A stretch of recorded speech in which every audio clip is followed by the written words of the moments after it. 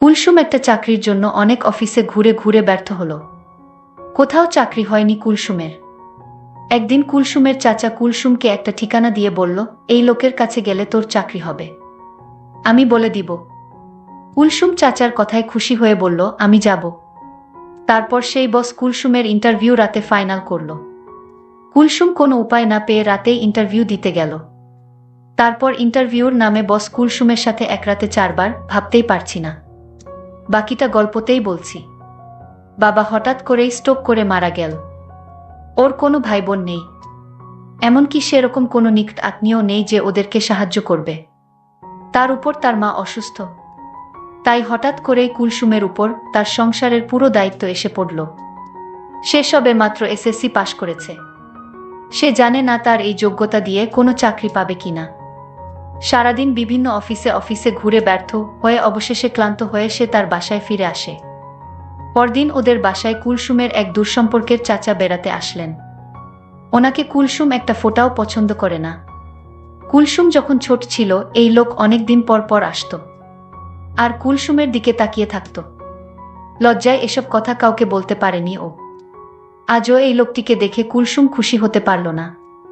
সে সালাম দিয়ে চাচাকে ড্রয়িং রুমে বসিয়ে রেখে ভিতরে চলে গেল। একটু পরেই চাচা আবার তাকে ডেকে পাঠালেন। সে এসে সোফায় বসল। অনেক দিন পর কুলসুমকে কাছ থেকে দেখতে পেল ওর চাচা সিরাজ উদ্দিন। শুনলাম তুমি নাকি চাকরির চেষ্টা করছো। জি চাচা, অনেক কষ্টে গলা স্বাভাবিক রেখেছে কুলসুম। শোনো বেটি, এভাবে রেফারেন্স ছাড়া তো আজকের দিনে কোনো চাকরি পাবে না তুমি। তোমাকে আমি একটা লোকের ঠিকানা দিচ্ছি, তুমি কালই ওনার সাথে যোগাযোগ করবে। আমি বলে রাখব, তোমার চাকরি ইনশাল্লাহ হয়ে যাবে। চাকরির এরকম অভাবনীয় সুযোগের কথা চিন্তা করে কুলসুম খুশি হয়ে গেল। এমনকি নিচু হয়ে চাচাকে সালামও করে ফেল। তার চাচা কুলসুমের দিকে তাকিয়ে রইল। কুলসুম উঠে উপরে তাকাতেই উনি অনেক কষ্টে চোখ সরিয়ে নিলেন। বড় হওয়ার পর কুলসুমকে অনেকদিন পরে দেখে চাচার মাথা খারাপের মতো অবস্থা হয়ে গিয়েছিল। কুলসুমের মতো একই সাথে এরকম মেয়ে সচরাচর দেখা যায় না। পরদিন সকালে কুলসুম ঠিকানা অনুযায়ী উত্তরার একটা অফিসে গিয়ে দিদার নামে ওখানের ম্যানেজারের সাথে দেখা করল। কুলসুমকে এক নজর দেখেই দিদার চমকে উঠল। এদেশে এখনো এরকম মেয়ে আছে? সে নিজেও অনেক সুন্দর। বহুদিন কানাডায় ছিল সে। মেয়েটি দেখতে একদম কানাডা দেশের মেয়ের মতো। কুলসুমকে দেখে ওর তাদের কথা মনে হয়ে গেল। নিজের দেশেই যে এমন সুন্দরী মেয়ে আছে তা তার ধারণা ছিল না। মনে মনে সিরাজ সাহেবের চয়েজের প্রশংসা করল সে।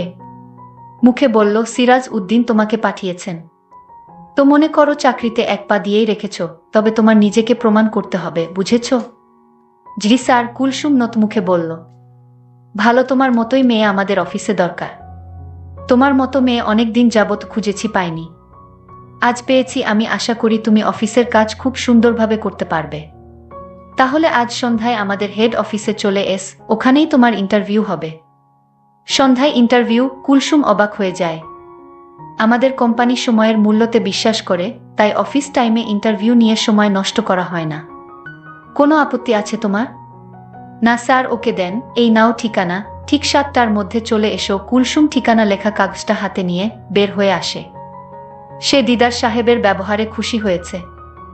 অন্য যতগুলো অফিসে সে গিয়াছে প্রতিটাতেই অফিসের বসকে অভদ্র বলে মনে হয়েছে, কিন্তু দিদার সাহেবকে তার ভদ্র বলে মনে হয়েছে। লোকটিকে ওর খুব ভদ্র বলে মনে হলো, কিন্তু সে আসলে ভদ্র নয়, সে আরো জঘন্য। সন্ধ্যায় খুঁজে খুঁজে উত্তরার অভিজাত এলাকায় এক বিশাল বাড়ির সামনে এসে দাঁড়ালো কুলসুম। দারোজান গেট খুলে ওকে সোজা 4তলায় চলে যেতে বলল। 4তলায় এক বিশাল ড্রয়িং রুমে ঢুকে কুলসুম দিদার সাহেবকে দেখে চিনতে পারল। ওনার সাথে অন্য একজন অপরিচিত লোক ছিল। সে দুজনকেই সালাম দিল, কিন্তু দুজনের কেউই জবাব না দিয়ে বলল, এত সম্মান করতে হবে না আমাদের। দিদার সাহেব যেন হঠাৎ সম্বিত ফিরে পেয়ে তাকে বসতে বলল। উনি হচ্ছেন আমার পার্টনার জসিম। দিদার কুলসুমকে অন্য লোকটার সাথে পরিচয় করিয়ে দিল। কুলসুম সোফায় গিয়ে বসতেই জসিম উঠে এসে ওর পাশে, একেবারে পাশে বসল। দিদার, আপনি ঠিকই বলেছেন। কুলসুম আসলেই একজন দক্ষ মেয়ে, জসিম দিদার দিকে ফিরে বলল। কুলসুম কিছুই বুঝতে না পেরে ফ্যালফ্যাল করে তাকিয়ে রইল। জসিম আবার কুলসুমের দিকে ফিরে তাকালো। জসিম তার বাজে আচরণ করার চেষ্টা করল। এসব দেখে কুলসুম চট করে উঠে দাঁড়ালো। কি করছেন আপনারা এসব? এই বুঝি আপনাদের ইন্টারভিউ? দিদার হা হা করে হেসে উঠল। জসিমও হাসতে হাসতে বলল, আমাদের ইন্টারভিউ যদি তুমি পাশ করতে পারো তাহলে চাকরিটা তোমার কনফার্ম হয়ে যাবে। দিদার হাসি থামিয়ে কুলসুমের দিকে ফিরল। দেখো কুলসুম, এই যুগটাই হচ্ছে স্বার্থপরতার যুগ। তোমার চাকুরি দরকার, আর সে অনুযায়ী শিক্ষাগত যোগ্যতা বা অভিজ্ঞতা কোনটাই তোমার নেই। কিন্তু তোমার কাছে একটা কিছু চাওয়ার আছে। যদি তুমি আমাদের চাওয়া পূরণ করতে পারো তাহলে তোমার চাকরি নিশ্চিত হয়ে যাবে। এরপর থেকে তোমাকে আর কোনোদিন আমরা তোমার কাছে কিছু চাইব না। আমাদের এমন একটি ব্রাঞ্চে তোমার পোস্টিং হবে যেখানে আমাদের সাথে তোমার দেখাই হবে না। ভেবে দেখ, মাসে 20,000 টাকা বেতন। আমি ভেবেছিলাম কুলসুম মনে মনে খুশি হয়ে উঠবে। হাসালে দেখছি। কুলসুম বলল, দেখুন আমি কিছু দিতে পারবো না।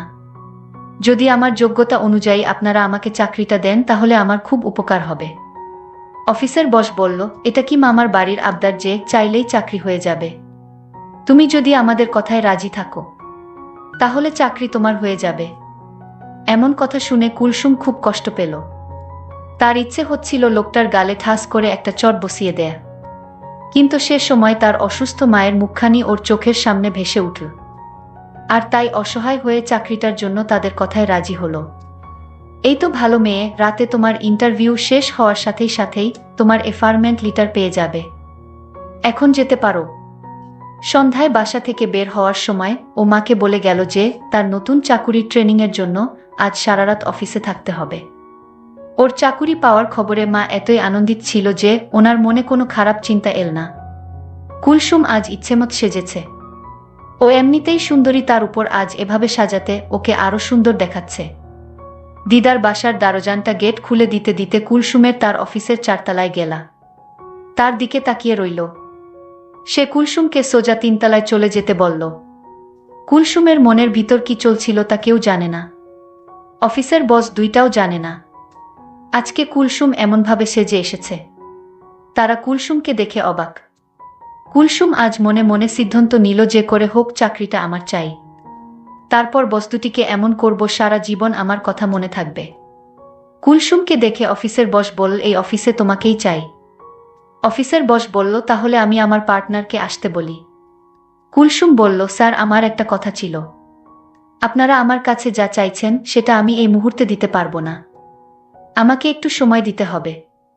বস আমার কারণ জানতে চাচ্ছে কি কারণে এই মুহূর্তে হবে না। আমি বলেছিলাম, দেখুন আমার মা খুব অসুস্থ, আজ আমার বাড়িতে যেতে হবে। এমনও হতে পারে মাকে আজ হাসপাতালে নিয়ে যেতে হবে। বস বলল, তুমি আজ রাত এখানে থাকো, আমি তোমার মাকে হাসপাতালে নিয়ে যাওয়ার ব্যবস্থা করছি। আমি বসকে বললাম, আপনার ব্যবস্থা করতে হবে না। আমি বাড়িতে মায়ের অবস্থা বুঝে তারপর মাকে হাসপাতালে নিয়ে যাব।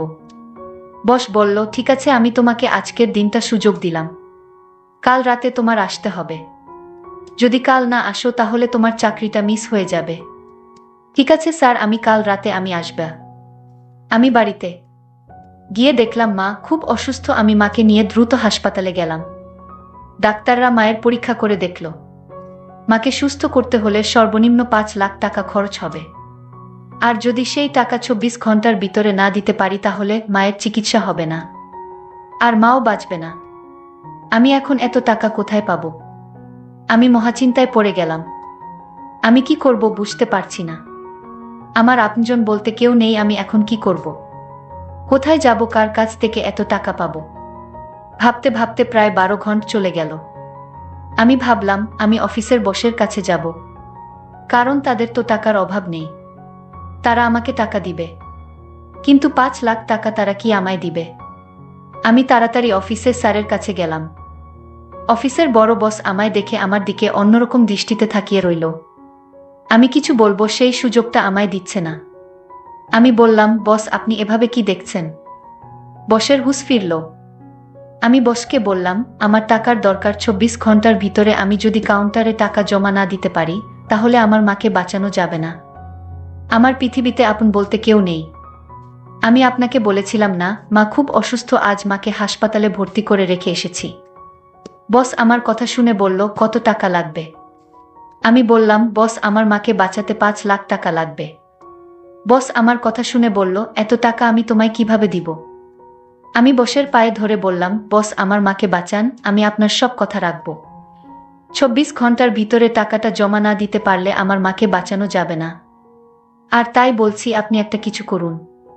বস বলল, ঠিক আছে আমি টাকা দিব এবং তোমার মায়ের সমস্ত চিকিৎসার খরচ আমি দিব। কিন্তু তার বিনিময়ে আমি যা চাইব তাই কিন্তু তোমার দিতে হবে।